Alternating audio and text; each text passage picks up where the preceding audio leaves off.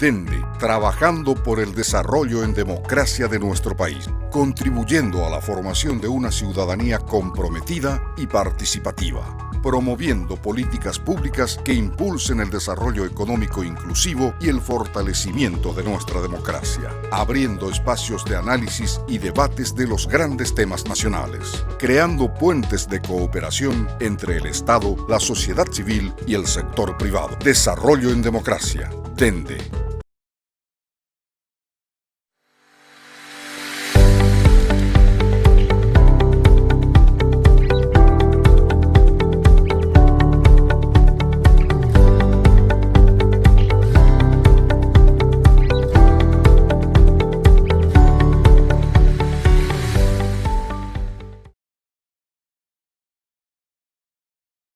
Muy buenas noches, como todos los miércoles, bienvenidos a Plaza Pública Dende. El tema que traemos hoy aquí a la plaza es estadística y censo. Es un tema que puede parecer un tema árido, un tema muy técnico, pero no es así. Realmente es un tema fundamental para el gobierno de un país, es fundamental para los negocios de las empresas y es fundamental para que la sociedad civil pueda ejercer control ciudadano. Hay una frase que se usa mucho en la administración que dice: lo que no se puede medir no se puede gestionar.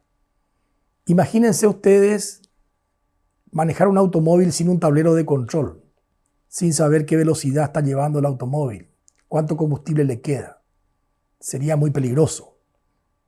Imagínense ustedes administrar una empresa sin tener la información del balance, sin saber si se gana o se pierde. Sería realmente muy irresponsable. De la misma manera, para que un país pueda ser gobernado, se necesitan de datos estadísticos, datos que provean información sobre población, sobre vivienda, sobre el comportamiento de la gente. Lo que ocurre normalmente en los países que están en vías de desarrollo, como es el caso de Paraguay, es que muchas veces estas políticas públicas no se basan en datos, en evidencia, se basan en presiones políticas. Una presión política hace que se construya una ruta en algún lugar. Una presión política hace que se instale una escuela en algún lugar. Y no los datos, no la evidencia. Los países que realmente hoy se encuentran en la vanguardia fijan sus políticas públicas basado en esas evidencias. Para que eso pueda ocurrir, se necesita de un centro, un instituto, un ministerio que sea el que elabore y publique las estadísticas. Que tienen que ser dos cosas: confiable por un lado y oportuna por otro lado.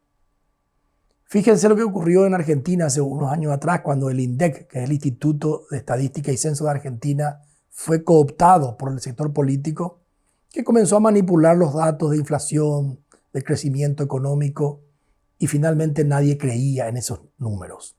Es como que yo no crea que el velocímetro me está marcando bien. El primer paso es que sea confiable. El segundo paso es que sea oportuno. La Oficina del Censo de Estados Unidos, que fue creada en el año 1902, esta oficina publica periódicamente su calendario de publicaciones. O sea, en qué mes va a publicar determinada estadística, qué día va a publicar esta estadística. Y bueno, y eso se cumple rigurosamente. No importa que caiga en un momento políticamente inoportuno. Por ejemplo, la publicación de desempleo, que es un dato muy importante en Estados Unidos, se publica regularmente todos los meses. Y puede caer justo unos días antes de unas elecciones. Y el resultado puede afectar profundamente esas elecciones. Entonces, pero se publica. Entonces, el punto central es datos confiables y publicados periódicamente. Para que ocurra eso, tener datos confiables y tener datos publicados periódicamente, se requiere de un instituto profesional estadístico que sea, en primer lugar, altamente profesional. La estadística es una ciencia para determinar, hacer las encuestas, para hacer los censos. Hay metodología, hay mucha matemática. Se requiere un instituto altamente profesional. pero también altamente imparcial e independiente de la política, para que efectivamente pueda proporcionar y producir y difundir datos confiables y oportunos. Ese tema tocaremos hoy en Plaza Pública. El otro tema es el tema del censo. Dentro de todos los números que publica la Dirección de Estadística, hay dos tipos de números. Algunos proveen de encuestas, la mayoría provienen de encuestas. La encuesta es un muestreo, se saca una pequeña muestra de un universo y se hace una encuesta. Pero la otra fuente y la más importante es el censo. El censo ya no es una muestra, es una consulta a toda la población. Y los países desarrollados del mundo tienen como práctica hacer censos cada 10 años. Porque eso te permite saber cuánta gente vive, dónde vive, te permite saber cuántos jóvenes, cuántos adultos. Es fundamental un censo hecho regularmente. Paraguay en estos dos temas está un poco en falta. En el tema del instituto hemos creado hace 2 años el Instituto Nacional de Estadística. Hemos dejado una Dirección General de Estadística y Censo que fue creada en 1942 y hemos actualizado con esta ley promulgada hace 2 años y está en construcción el instituto de alguna manera, ¿verdad? Y el Sistema Nacional de Estadística. Por otro lado, en materia de censo estamos aplazados. El censo anterior se hizo, estamos en el año 2022, se hizo en el 2002. Se hizo uno en el 2012, pero tuvo problemas metodológicos. Y hoy estamos con una situación en que tenemos que regularizar ese punto. Bueno, estos son los temas que hoy traemos a Plaza Pública. Es un tema, repito, fundamental para tener políticas públicas basadas en evidencia. Es fundamental para las empresas poder definir dónde invertir y cómo invertir. Y es fundamental para que la sociedad civil pueda ejercer el control ciudadano. Espero que les sea de utilidad y muchas gracias.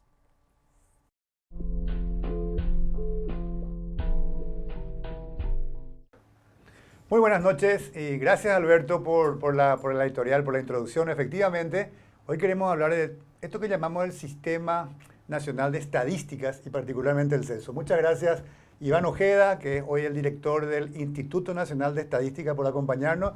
Gracias también Dominica Zavala, que es CEO de MF Economía, básicamente una usuaria de la información, de eso vamos a hablar hoy.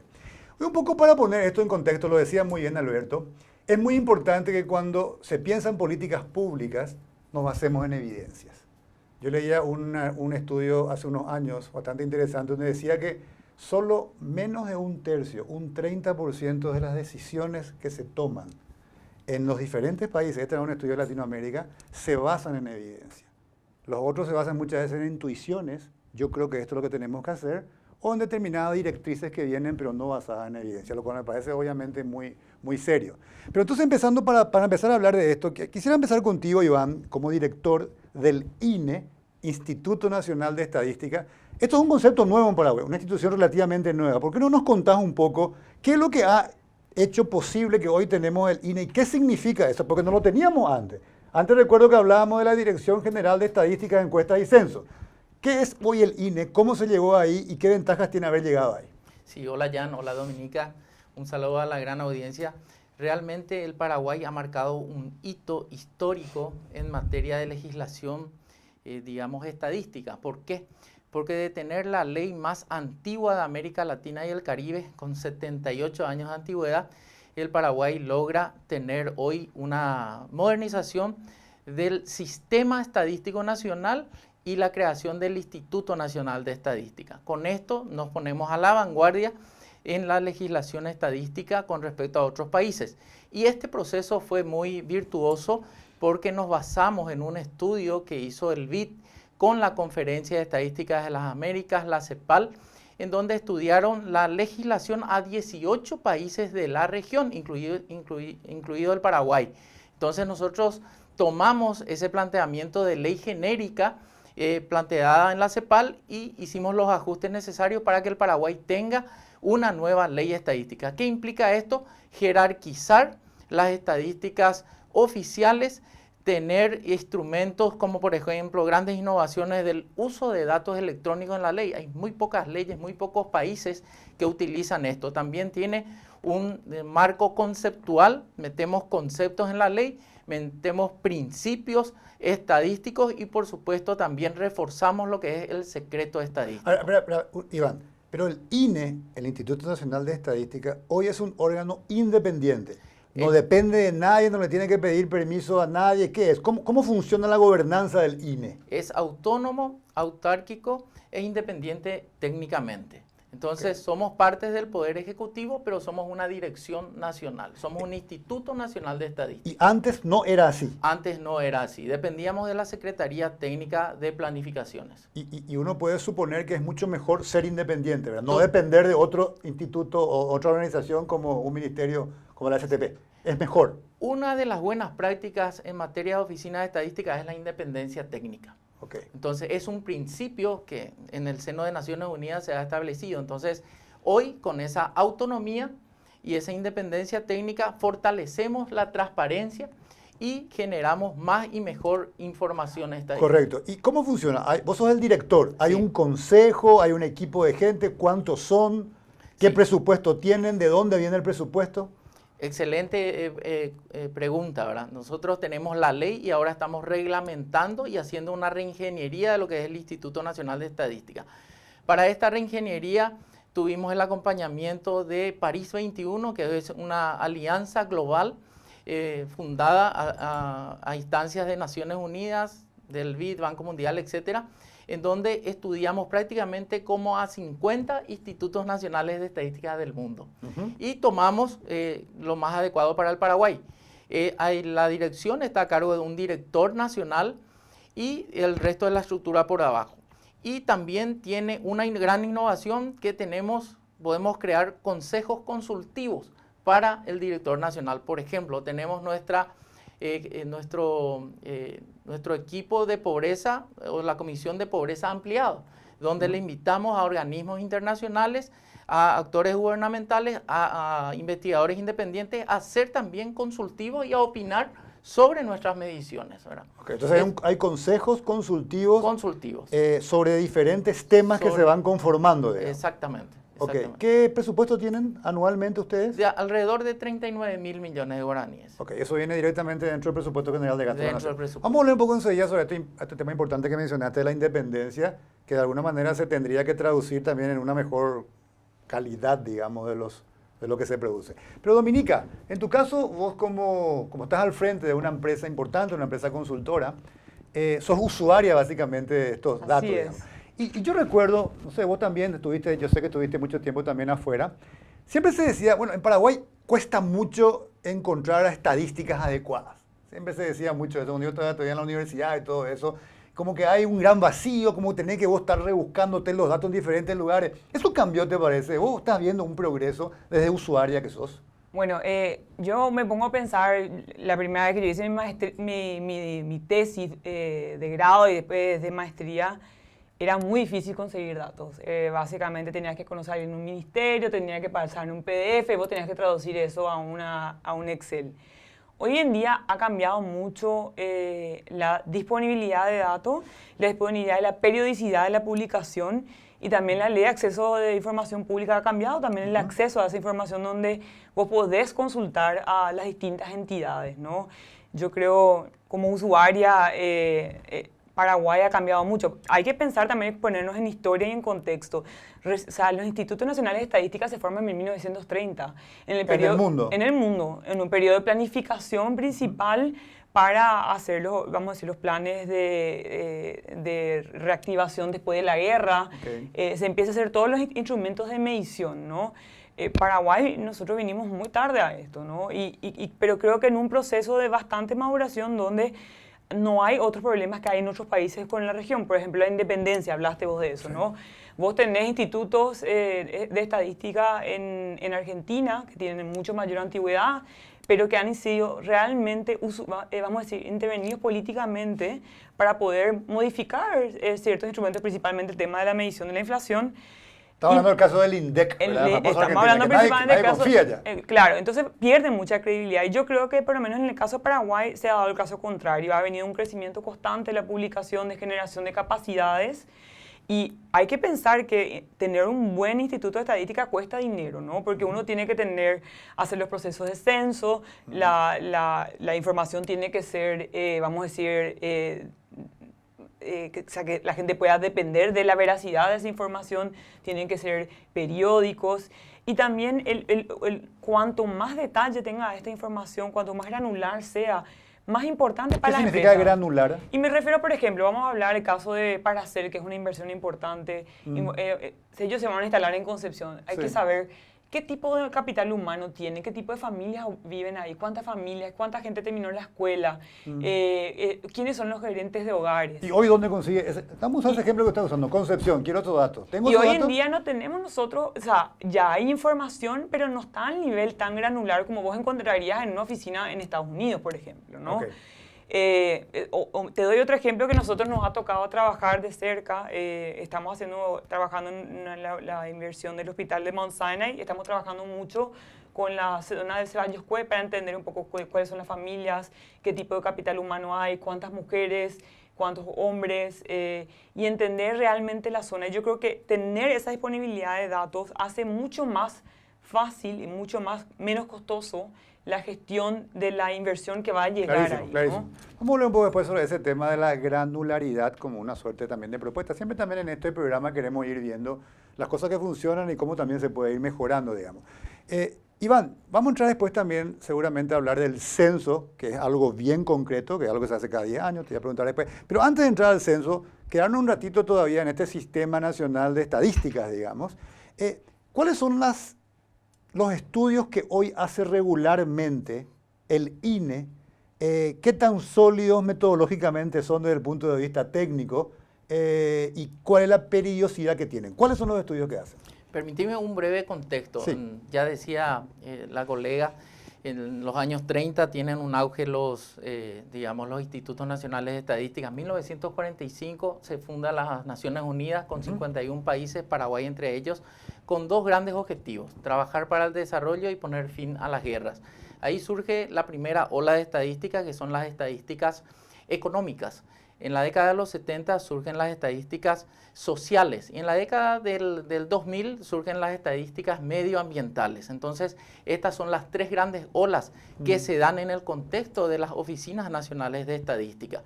El Paraguay hace 24 años, por ejemplo, cuenta con una encuesta permanente de hogares, que es la encuesta por excelencia para entender condiciones de vida de la ciudadanía o de las personas que viven en el Paraguay. Ese es el famoso EPH. La ¿verdad? EPH, que a partir del 2017 es EPH-C, porque se volvió continua, de ser una encuesta puntual que se realizaba el último trimestre de cada año, se realiza ahora durante todo el año. Llegamos a 21.000 hogares y esa encuesta cuesta anualmente más de $1 millón. Veamos, ¿no? ¿qué significa se hace todo el año?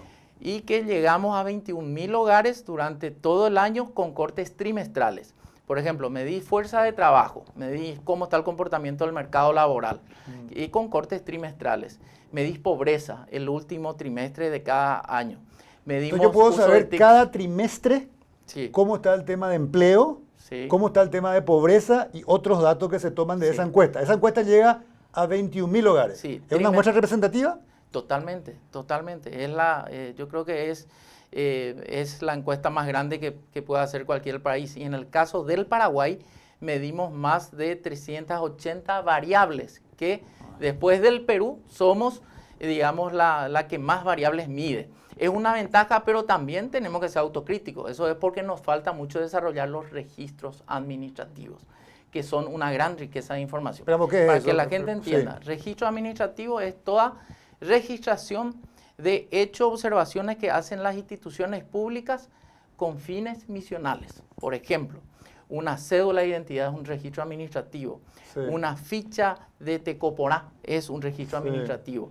Una ficha médica del registro de un paciente es una ficha, es un registro administrativo. Entonces, nos damos cuenta de que necesitamos mejorar la calidad de los registros administrativos. ¿Por qué? Porque sabemos a dónde estamos apuntando. Nosotros estamos apuntando a un modelo sueco, en donde las bases de datos de las instituciones Se comparten. públicas pueden ser interoperables, ¿verdad? Pero ese es un buen punto. Conversan Hoy no lo entre- son. Hoy no lo son, hoy no lo son. Hoy son todas, funcionan en compartimentos estancos, entonces la interoperabilidad de las propias, a mí me pasa porque yo utilizo una base de datos de Hacienda, una base de datos del INE, una base de datos del MAG, y me cuesta mucho también mirar para tener la misma base de datos, entender mejor qué está pasando en esa población, cómo le afectó el ingreso, vamos a decir, la sequía. Clarísimo. Entonces, yo creo que eso es un punto muy importante, porque si no, todos los esfuerzos estadísticos también están completamente atomizados. Pero entonces eso, se pierde mucho de la riqueza del análisis. claro, pero eso no ocurre porque esa no interoperabilidad tiene que ver con un tema normativo o tiene que ver con un tema de voluntad de cada institución, o ambas cosas. Con una suma de cosas, ¿verdad? Por ejemplo, en primer lugar, tener una institución rectora como hoy es el INE, que hoy tenemos, ¿verdad? Entonces, por ejemplo, ¿por qué tan importantes los registros administrativos? Porque ya tienen financiamiento. Las instituciones están generando permanente, es sostenible en el tiempo. Entonces, pero se tienen que conversar entre sí, tenemos que estandarizar. Entonces, ¿qué hemos hecho? Tenemos el primer inventario en la historia de la estadística paraguaya de los registros administrativos, planteando un diagnóstico de los mismos y un plan de mejora. ¿Por qué? En el año 2020 el Ministerio de Hacienda nos da un nuevo desafío de pasar de un presupuesto por programas a un presupuesto por gestión de resultados, donde los campeones son los registros administrativos, porque ahí las instituciones van a poder justificar cómo están usando su presupuesto. A ver, cuando vos decís tenemos un inventario, ¿vos sabés cuáles son los registros administrativos que hoy existen, en manos de quién están? Eso es lo que significa el inventario. Sí. Pero vos tenés la potestad de pedirle, por ejemplo, a identificaciones, que te pase la base de datos de la cedulación y te tiene que pasar. Sí, la ley nos faculta hacer eso, ¿verdad? Pero más que pedir, nosotros entramos a trabajar conjuntamente, porque también podemos ayudar a mejorar la base de datos. Hoy tenemos un trabajo con la Secretaría de la Función Pública, el apoyo del Banco Mundial, en donde estamos estandarizando justamente esa riqueza de información que tienen de base de datos. Por ejemplo, qué sé yo, los registros de licencia que se otorgan en el MADES, todo eso también son registros administrativos que con una importante salvedad. Sí. Toda la información que recaba el instituto es con fines estadísticos, es confidencial. Y esto es muy importante, porque constituye la base y el cimiento de cualquier sistema estadístico oficial del planeta, de cualquier país. ¿Por qué? Porque así los estados se hacen con la información del ciudadano, pero anonimizado. Yo mido pobreza, pero no digo quién es el pobre. Yo mido desempleo, pero no digo quién es el desempleo. Yo mido pobreza multidimensional, pero no estoy contando. Yo mido prevalencia de enfermedades, pero no digo quién es el enfermo. Entonces, esa es la garantía que tiene la ciudadanía al darnos su información. Ok, entonces, encuesta permanente de hogares, tenés este registro, digamos, de registro administrativo, este inventario. ¿Qué otros estudios hace normal y periódicamente el INE? Me decís que el principal, que es el EPHC, cuesta $1 millón, se hace a lo largo del año, permanente, trimestral, y te llega a 21.000 hogares, bien representativo. Check. ¿Qué otros estudios hace? Podés entrar a la página, esta otra, voy a hacer referencia a esto porque es una buena práctica estadística y es uno de los principios básicos de estadísticas oficiales, tener un calendario de publicaciones. Okay. Esto aporta a la transparencia. Nosotros ya tenemos publicado cuándo vamos a salir con pobreza, cuándo vamos a salir con desempleo, cuándo vamos a salir con TICs, cuándo vamos a salir con situación de la mujer o con situación de la juventud. Entonces, esta EPH es tan rica que nos permite tener una temática importante. Medimos, por ejemplo, en la pandemia, qué pasó con la prevalencia de enfermedades. En la prepandemia teníamos una incidencia de 42% de la población que decía que estuvo enfermo o se accidentó o algún problema de salud. ¿Qué pasó en la pandemia? Bajó a 19% y nos mantenemos ahí. Todo eso que me estás diciendo siempre es dentro del EPH, de la encuesta permanente de hogares. Ahí ustedes van cargando. ¿Cuántas variables miden? Cerca de 380. Cerca de 380. Que la gente nos da. Un tema importante que mencionó Iván Dominica es el tema del calendario. ¿Vos no sos consciente que existe un calendario y eso se cumple a rajatabla? No importa cualquier hecho que exista, el 13 de octubre hay que publicar y se publica. No importa que al día siguiente haya una elección o que pueda afectar nada. Eso ustedes como usuarios están eso es algo que yo creo que es de suma importancia, la periodicidad y realmente el cumplimiento de los calendarios, porque a partir de la publicación de esas informaciones, cuanto más desagregada sea y también cuanto más transparente y cuanto más periódica, muchos productos de información se crean alrededor de eso. O sea, nosotros somos una empresa de servicios y nosotros generamos informes haciendo análisis estadístico de toda la desagregación de datos que yo entendiendo el consumidor, entendiendo la relación entre ingresos, si un cliente me pide algo en específico para entender por qué quiere abrir una nueva planta en tal lugar. Ellos necesitan saber periódicamente qué está pasando con esa población. Y eso te permite a vos hoy el EPH continuo. Nos permite, yo creo que toda apertura de información va generando productos y nuevas empresas que se adhieren a interpretar esa información y a poder realmente, vamos a decir, reducir las asimetrías de información que hoy existen operando en el Paraguay, porque hoy es muy difícil conseguir bases de datos que son confiables. También el sector privado tiene una responsabilidad de responder con mucha transparencia y permanencia a todo lo que son el sector de encuestas. O sea, hoy en día ese buy-in al Sistema Nacional de Estadística también tiene que venir de todos los actores, o sea, sociedad civil, el sector privado, el gobierno, todos tenemos que tener un compromiso porque yo creo que cuanto mayores estadísticas se van generando, se crean mayores iniciativas y mayores inversiones. Pero un poco te cambio la pregunta. Obviamente me decís que lo utilizan mucho, es muy importante, esta periodicidad, este tema que hace continuo. ¿Qué cosas no encontrás todavía o qué cosas se pueden mejorar seguramente como propuesta en el sistema actual? ¿Dónde vos crees que hay todavía algunas lagunas y decís, mira, acá esto se podría mejorar, acá no nos sirve tanto? Yo creo que hoy en día a nivel nacional hemos incrementado muchísimo la calidad de nuestros datos, pero nos falta mucho a nivel subnacional, a nivel ciudad, entender realmente, qué sé yo, las diásporas de las distintas migraciones poblacionales, a dónde, o sea, si tienen, no sé, si tienen acceso a un tipo de estructura de financiación, si tienen su casa propia.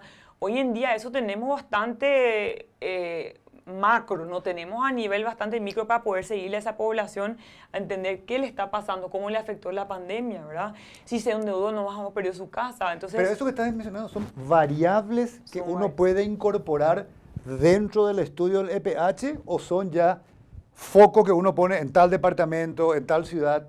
¿A qué te referís con subnacional? Porque estás diciendo más variables. No, yo me refiero a que vos puedas producir una base de datos permanente y constante a nivel ciudad y a nivel departamental, ¿no? Hoy es a nivel nacional. Hoy a nivel nacional también tenemos información a nivel departamental, pero series más cortas y no de todos los departamentos. Pero series más cortas. Que no quiere decir que no hay una serie bastante larga en el tiempo para poder entender los cambios significativos que hay. ¿Cómo funciona eso, Iván? El tema, digamos, de lo subnacional o nacional. Vos tenés una encuesta, la encuesta permanente de hogares, llegamos a 21.000 hogares y esa magnitud de la muestra nos permite tener ciertas desagregaciones. Por ejemplo, tenemos datos precisos a nivel de desagregación departamental, pero ya no llegamos a nivel distrital, ni de barrio, ni de compañía. Entonces, a eso un poco se refiere Dominica, ¿verdad? Eso ya implica otro tipo de estudios. El censo es, digamos, la estadística de base por excelencia, ¿verdad? Es decir, vos no podés hacer, vamos a llegar enseguida al censo, que tiene obviamente otro costo, porque se hace cada 10 años, tiene otro nivel de complejidad, pero en este tema de las encuestas permanentes, que son básicamente muestras, representativas pero muestras, vos no podés llegar a niveles ya subnacionales. Departamentales, de 8 departamentos sí. Pero no ya a nivel de distrito ya no. Ya no llega. Y solo a 8. Sí, solo a 8. ¿Qué significa solo a 8? Y el resto ciertos departamentos. Y después se hace un promedio nacional para el resto. A ver, yo tomo para la encuesta permanente de hogares la muestra de 8 departamentos. No, vos estás en todo el país, menos Alto Paraguay, menos el Chaco paraguayo, ¿verdad? Okay. Porque el Chaco paraguayo ya metimos en algunas ocasiones y pesa el 2% de la población está en el Chaco. Sí. Entonces, a los efectos de la representación nacional no afecta, no cambia, no te mueve, ¿verdad? Entonces, hacemos toda la región oriental y tenemos la representatividad de todo el país. Okay. Y la desagregación, según el tamaño de la muestra de cada departamento, nos permite tener una desagregación de 8 departamentos. Yo en esos departamentos sí puedo tener mayores datos concretos, en Caguazú, en Alto Paraná, y Itapúa, pero no en el resto. En el resto tengo que aplicar ya lo que dice a nivel nacional. Eso sería. Pero esto es una cuestión básicamente metodológica, tiene que ver con costos. ¿Se va a quedar ahí o esto vaya ampliándose los departamentos? No, nosotros sí podemos hacer una encuesta más de 40.000 o podemos crecer en la muestra. Ahí vamos a tener un nivel de desagregación mayor, pero eso cuesta recursos, ¿verdad? Entonces básicamente estamos hablando del presupuesto. Y nosotros tenemos un recorte sostenido de entre el 5 y el 8% anual de nuestro presupuesto. Espera un poco. El presupuesto, en vez de mejorar, Sí, se está recortando. se está recortando. Bueno. Un problema, che, si queremos tener Es realmente desafiante, información de pero eso calidad. no nos va a parar porque todas estas innovaciones, tener un índice de pobreza multidimensional, tener una escala de inseguridad alimentaria, tener otras innovaciones, lo hemos hecho con alianzas con organismos internacionales, ¿verdad? O sea que igual se puede hacer. Podemos hacer más, pero estamos haciendo lo que la cooperación nos permite también, ¿verdad? Porque cuando tenés una oficina abierta, transparente, los organismos internacionales quieren colaborar. Claro, pero en ese caso vos desarrollás estudios que de alguna manera tienen el financiamiento, no es ya tu agenda, digamos. Vos tenés, yo quiero desarrollar estos estudios. Las instituciones. Claro, Sí. no necesariamente los estudios que, digamos, nosotros quisiéramos por alguna razón desarrollar. Nos ayudan en la metodología, nos capacitan y después ya queda como un módulo de la EPH, por ejemplo. Ah, ese EPH se puede ir agregando módulos Sí, directamente. salen módulos y entran módulos. Por ejemplo, un mes medimos, qué sé yo, todo el tema de ingresos, el cuarto trimestre. Otro trimestre estamos incluyendo el módulo de tecnología de información y comunicación. El 77% de los paraguayos utilizó Internet en los últimos 3 meses, por ejemplo, ¿verdad? ¿Para qué utilizó? Utilizó más para redes sociales, utilizó para WhatsApp, es digamos, la plataforma más popular, cosas como esa, ¿verdad? En otro mes medimos módulo de inseguridad alimentaria, ¿verdad? En otro medimos prevalencia. Entonces metemos y sacamos módulos, porque tampoco no podés cargarle tanto al informante. No podés estar más de media hora en una entrevista. Esto entonces se va de alguna manera adaptando y se va cargando el módulo en función a eso. Bueno, claramente el EPH es un poco la estrella hoy del INE, digamos, ¿verdad? Y hoy estamos enfrentando el tema del censo. Bueno, tenemos un momento histórico de vuelta al tema del censo. Vos decías muy bien, Dominica, que la granularidad, que es básicamente ir un poco a los detalles, es un tema que es importante tenerlo, que no lo tenemos siempre. Y vos decías, Iván, bueno, el censo tiene que darnos esto. Contanos un poco más. Tenemos ya fecha del censo, cómo se va a hacer, y contanos un poco algo de la historia también, porque el censo se hace cada 10 años, pero no tenemos los resultados completos del censo del 2012. ¿Qué pasó ahí y qué no tiene que pasar ahora? Sí, la historia de los censos metodológicamente comparables arranca en 1950 en el Paraguay, el primer censo. El segundo se hace en el 62 y a partir de ahí cada 10 años. Hay antecedentes del 1700, 1800, pero los metodológicamente comparables datan de ahí. Estamos hablando de hacer el 8º Censo Nacional de Población y Viviendas y el 4º Censo Indígena, que también operativo que se realiza en paralelo, alineado con el convenio 169 de la OIT, del cual Paraguay también firmó, que tiene que ver con cuidar la identidad cultural de los pueblos indígenas. Entonces, cuando hablamos de un censo de población, estamos hablando de los cimientos mismos del sistema republicano y de la democracia de cualquier país, porque ayudan a visibilizar garantías constitucionales que tienen que ver con la calidad de vida. Entender cómo están nuestras mujeres, los niños, nuestros adultos mayores, entender cuál es la situación de los indígenas, cómo están las personas con discapacidad. Eso nos cuenta un censo, esencialmente entendiendo cuántos somos, dónde estamos, cómo estamos, qué tenemos, y todo esto para saber qué necesitamos como país para salir adelante. El tesoro de la información que nos da un censo a nivel granular es para las políticas públicas, lo que en un momento fue el microscopio para la biología. Entonces, esa es la riqueza de información que nos da un Censo Nacional de Población y Vivienda. ¿Cómo nos estamos preparando? El censo es un proyecto de 5 años. El año 1 tiene que ver con la actualización cartográfica, que consiste en tener un inventario de todas las edificaciones que tiene la República. Esto ya lo tenemos culminado. ¿Cuándo fue el año 1? ¿Qué año fue el año 1? Este año, el año 1. 2022. 2022. Estuvimos 4 meses ya en el territorio recabando este inventario que nos va a contar cuántos edificios tenemos, qué uso le damos en el país a estos edificios. También nos va a contar... ¿De todo el país? De todo el país. Todas las casas, todos los edificios y qué uso le damos. Con esto los intendentes van a tener cuántos edificios para uso económico tiene, dónde están los edificios públicos. ¿Y eso ya está terminado, Iván? Está terminado. Ahora estamos procesando. Igualmente, esto va a servir de base para la planificación del gran censo, ¿verdad? El censo va a ser un censo de hecho. Esto implica que el país tiene que parar un día miércoles, mitad de semana, día miércoles. ¿Por qué miércoles? ¿Por qué miércoles? porque en la década de los 90 hacíamos los censos días domingo. Pero hoy las costumbres cambiaron ya y la gente utiliza los fines de semana para irse a los lindos lugares que tenemos en la República. Entonces, por eso se hace miércoles, mitad de semana, para evitar el famoso puente. ¿Y se declara feriado por ley? Por ley. Okay. Nosotros propusimos ya a Presidencia de la República que se haga el 9 de noviembre y esto va a ir al Parlamento y en el Parlamento se tiene que aprobar la ley y, por supuesto, Miércoles 9 de noviembre, ¿verdad? Propuesta. Es una propuesta, ¿verdad? ¿Qué implica un censo de hecho? Que vamos a tomar la fotografía al país de la hora cero del día del censo. O sea, vamos a registrar a todas las personas según dónde pasó la noche, en un cuestionario de cerca de 57 preguntas que va a llevar más o menos 40 minutos por hogar. Por los menores de edad responde el familiar o tutor y por las personas con discapacidad que no puedan comunicarse también responde un tutor o familiar. Vamos a llegar a 1.9 millones de hogares y a una población estimada de 7.500.000. Hoy en el Paraguay somos 7.453.000 personas aproximadamente, distribuida, o sea, de cada 100 personas, 63 vive en la ciudad, 37 vive en el campo. En un día, ese miércoles se va a llegar a los 1.900.000 hogares. ¿Cuánta gente va a llegar a esos lugares? ¿Cuántos censistas? 210.000. 210.000 censistas y supervisores en un operativo exhaustivo. Por eso queremos que pare el país y que nos esperen de 7 de la mañana a 5 de la tarde en zonas urbanas. Y en las zonas rurales, porque tiene características distintas, vamos a hacer en 2 semanas. Pero creemos que en 5 días va a estar terminado el censo. ¿Qué significa en 2 rural. semanas? Que un día que no sea miércoles ni feriado van a visitar los hogares rurales. Sí, nosotros planteamos día del censo un día miércoles. Sí.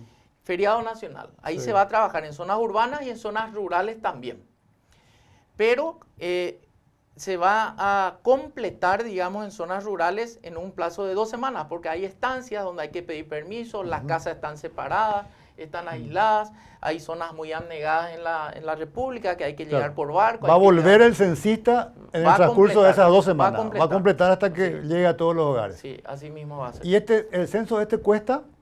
43 millones de dólares. Los 5 años. Los 5 años. ¿Qué es 43 millones de dólares? Es el 0,3% del presupuesto nacional de la nación. 14.000 millones de dólares es el presupuesto anual de la nación.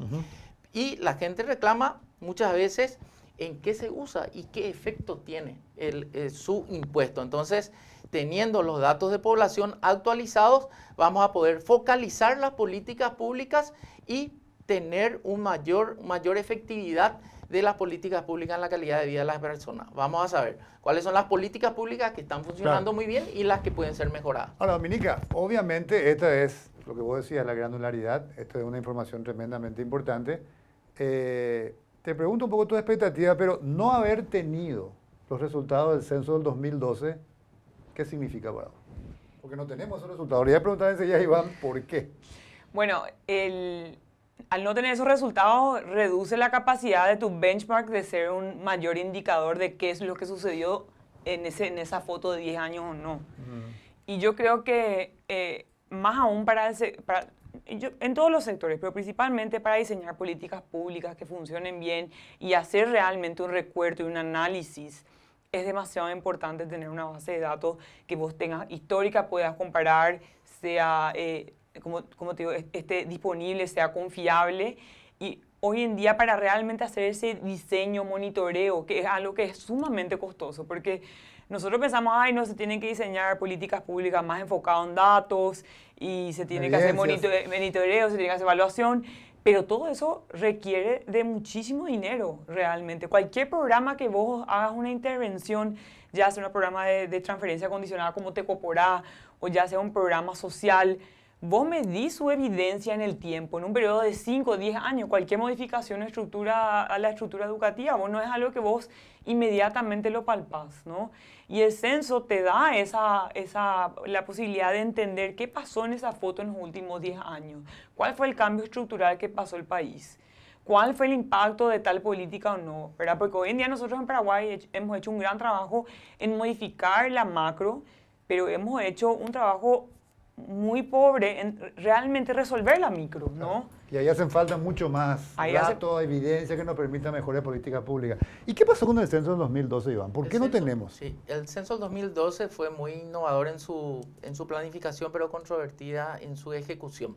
No es que no hayan los datos, tuvo una cobertura del 76%, cuando lo ideal es que tenga 90 o más por ciento. Entonces tenemos datos de todos los distritos, pero tenemos problemas en algunas desagregaciones de algunos distritos, ¿verdad?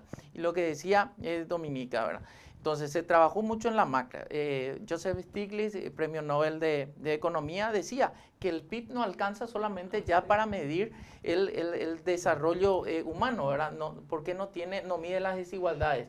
Ahí llega un poco la riqueza de Amartya Sen, otro Premio Nobel de Economía, que habla del desarrollo humano y él plantea, dice, todas las vidas humanas sufren algún tipo digamos, de maltratos, de humillaciones, y esas desigualdades tienen que ser analizadas más allá de solamente el análisis económico, sino que tenemos que tener un enfoque Para eso global. hace falta esto, pero sí. A ver, vos no ves riesgos, se están cubriendo los riesgos para que no ocurra. Dijiste, se llegó al 75%, eso no te permite publicarlo totalmente porque no se cumplió metodológicamente, tenía que ser 90 como mínimo, dijiste. Sí. No, es decir, nos aseguramos de que esta vez no va a ocurrir algo así. Estamos tomando las lecciones aprendidas. Bueno, a mí no me tocó... ¿Cuáles son las principales lecciones aprendidas? Bueno, hay factores que escapan de nuestra posibilidad. Por ejemplo, la coyuntura política. Ese 2012 fue un año de coyuntura política, de cambio de gobierno. Un gobierno que salía, otro que entraba. No le pudieron pagar a los censistas en tiempo y forma. Eso estamos viendo para que no vuelva a ocurrir. Entonces, esas fueron las limitaciones que tuvo ese censo. El censista cobra por esto, ¿verdad? El censista, el supervisor y censista, si bien estamos acudiendo al voluntariado, vamos a dar un estipendio como voluntariado. Y hay un punto importante. Todos los universitarios que sean censistas van a tener validadas 40 horas de extensión universitaria. El universitario sabe de qué estoy hablando. Él necesita 40 o más horas para recibirse. Los docentes, por resolución 320 también del Ministerio de Educación, ya van a ser beneficiados con 100 horas de capacitación profesional que le va a servir para su escalonamiento y crecimiento. Estas son resoluciones que ya están, digamos, firmes. Ahora estamos trabajando en los convenios con universidades. Me quedé preocupado. Me dijiste que había una coyuntura política determinada en el 2012 que complicó. El 9 de noviembre es un mes y medio antes de las elecciones internas, en un ambiente, qué miedo, no sé si es normal esto, pero es bastante complicado en ese sentido, digamos. ¿Te preocupa algo de eso o no? Sí. Y realmente no, porque Brasil está haciendo ahora su censo y en un mes tiene elecciones nacionales. México terminó su censo en plena pandemia del COVID-19. Ecuador hace su censo ahora en noviembre y tuvieron hace 3 o 4 semanas un juicio político a su presidente. O sea, yo creo que el Paraguay está mejor que muchos países para esta coyuntura. Nuestro censo, el financiamiento del censo nos llevó 4 meses nomás en el Parlamento sacar la ley. El censo agropecuario que también se va a hacer le llevó 4 años, ¿verdad? Entonces ahora creo que los parlamentarios entienden también la importancia de su candidatura, por supuesto, pero también del censo. Yo tengo la fe de que van a entender que este operativo es indispensable para sentar las bases del Paraguay del futuro. Es un tema de Estado, no es un tema electoral, ni mucho menos, digamos. También hablamos, Dominica, y no sé qué tan sencillo es ahí conseguir datos. Ahora estamos hablando del censo agropecuario. Creo que el último es del 2008. Este es un país que básicamente su economía, los motores centrales son agropecuarios, digamos, ¿verdad? ¿De dónde vos estás consiguiendo datos si los últimos son del 2008?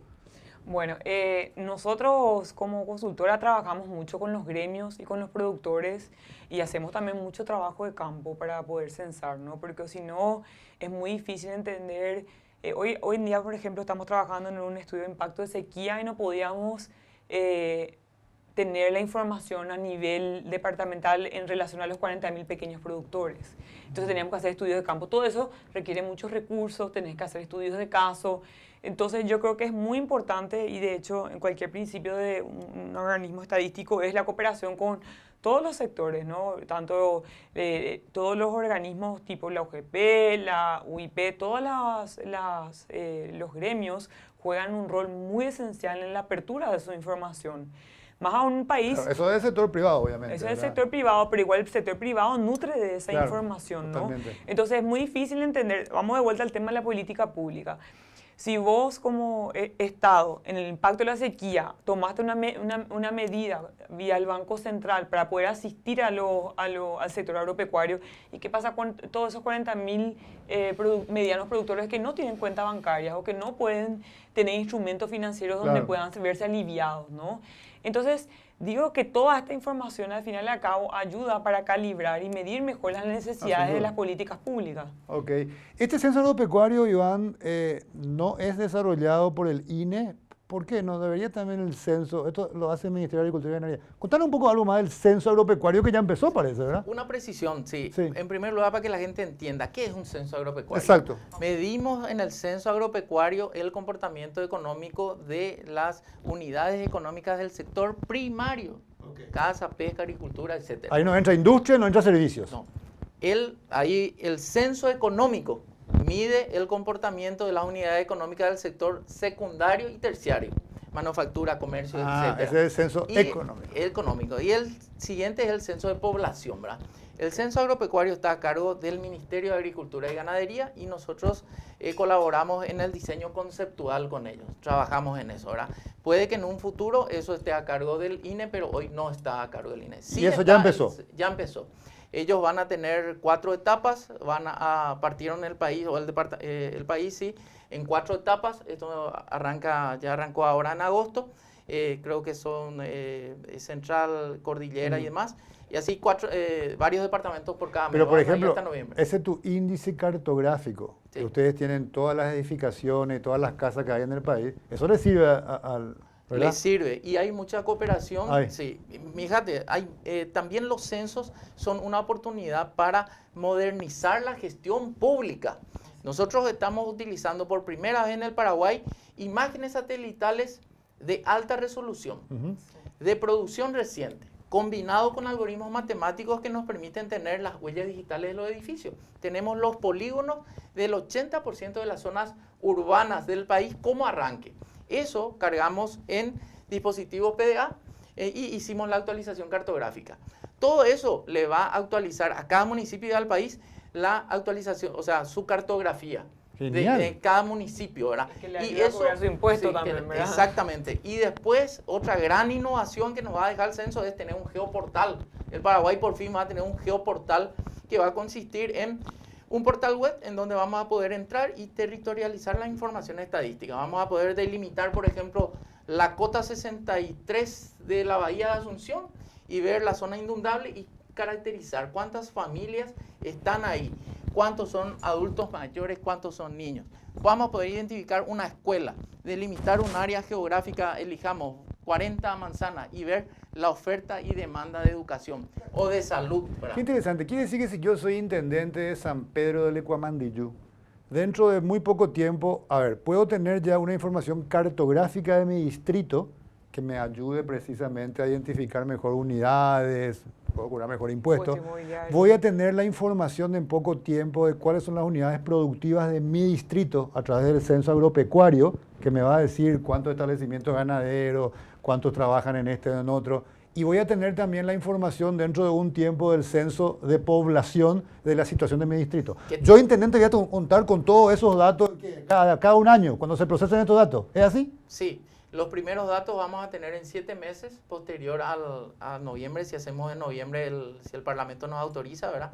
Hacemos en noviembre y en 7 meses vamos a tener los primeros datos. También el intendente va a tener, o cualquier usuario va a tener, el nivel socioeconómico de cada, de cada agrupamiento de 60 casas. O sea, carencias en NBI.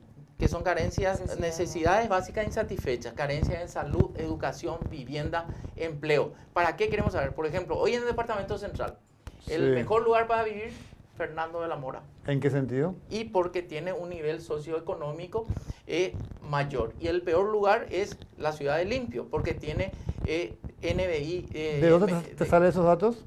Y sale del censo, por ejemplo, de contrastar cómo están las necesidades básicas insatisfechas de cada vivienda. Si son carencias en salud, en educación, en vivienda y en empleo.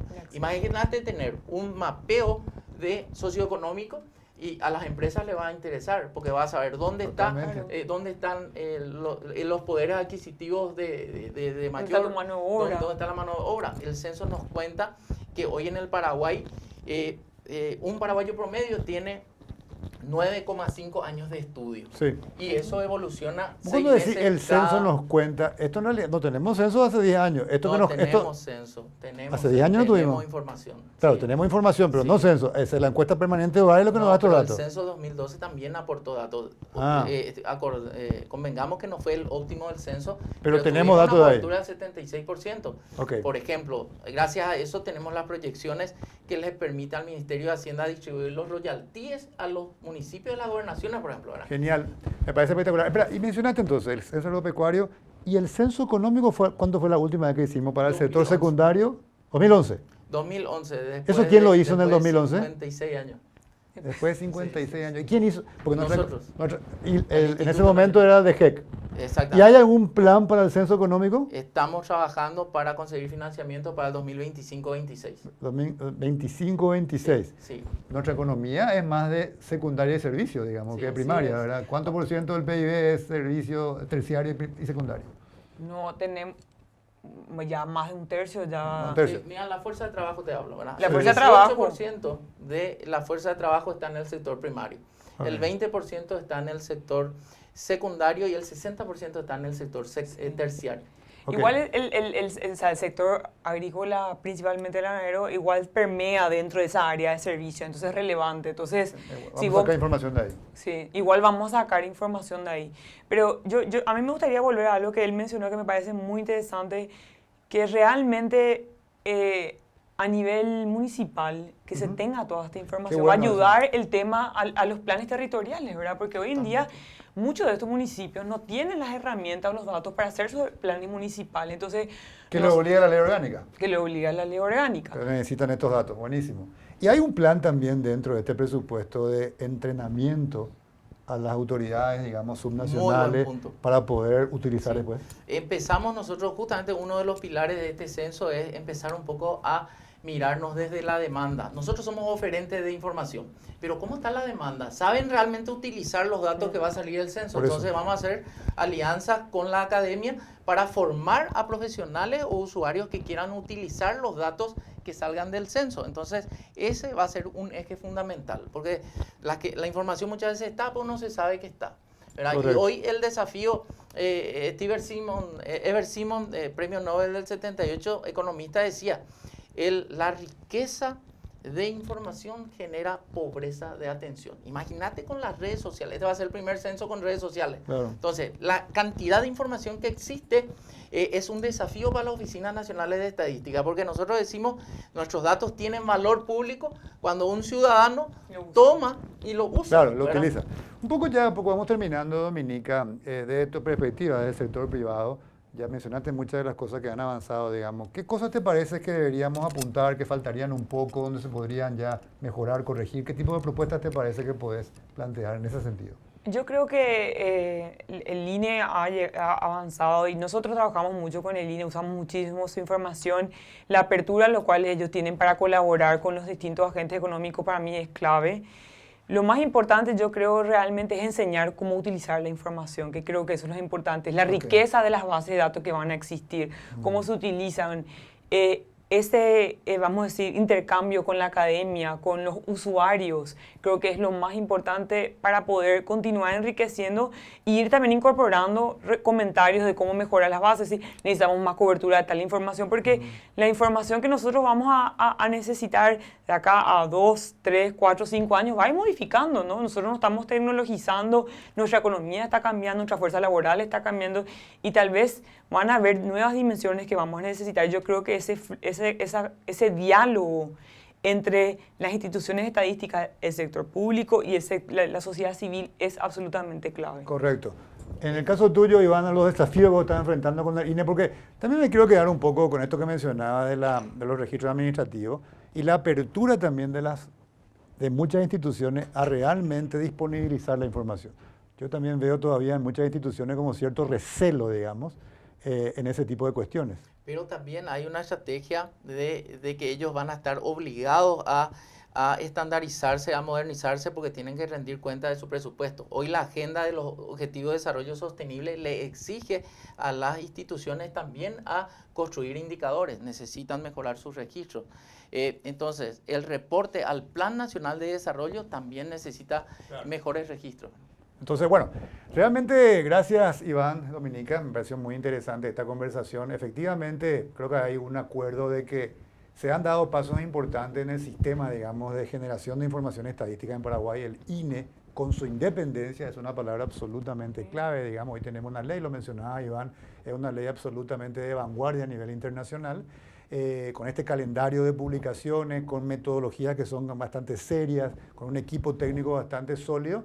Se ha logrado dar un paso importante. Esto favorece obviamente no solamente al sector privado, sino fundamentalmente también a la generación de políticas públicas de calidad basado en evidencia, que como decíamos es un poco el tema central hoy en día en los procesos de desarrollo. Por otro lado, hay estrellas que hay que mantenerlas, como la EPH, la encuesta permanente de hogares, continua, que ya es trimestral, que está llegando cada vez a más gente, y ahí se puede todavía poner más recursos y se puede ir aumentando el alcance, digamos, de manera que podamos tener a nivel subnacional, eso que vos mencionabas muy bien, Dominica, mucho mayor información, porque hay también regiones del país, el caso de Concepción es algo bien concreto, que se empiezan a desarrollar, hacen falta datos, empresas que quieren venir, polos de desarrollo, y eso es importante, digamos, seguir apuntalando, ¿verdad?